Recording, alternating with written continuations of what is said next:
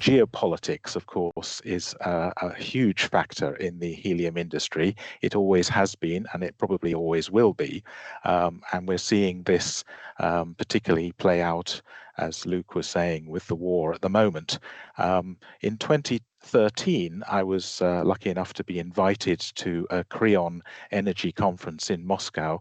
And one of the points that was made there was surely this Imur plant will be online at 1/3 of world capacity by 2022.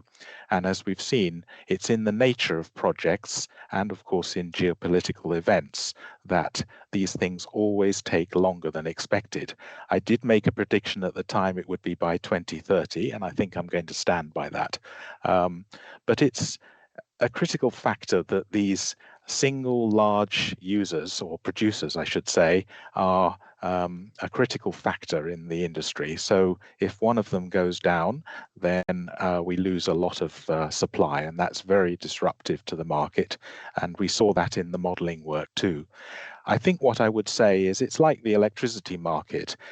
There's fear of new incomers to an industry. In the case of electricity, it's renewables. But in helium, of course, it's pure play helium, such as would come out of Africa. And I think we should welcome those players and facilitate everything possible to bring new supply to market. Allowing entry to market should be easier. The other problem, of course, is ISO containers.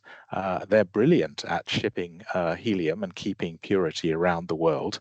But as we've seen with Suez and in other situations, Qatar, I certainly didn't see that one coming in 2017. They don't have the capacity to recondense their helium whilst being shipped. And yet in the food industry, we have that capacity. So of course, it's a shipper's nightmare to have high density power on board. But there's also the problem of investment as well, which has caused inevitably a sort of loose shunting train effect.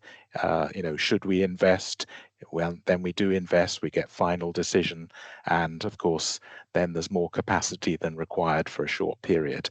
So this dynamic in a post-cliffside world is still playing out, and we're seeing the ripples and shockwaves continue.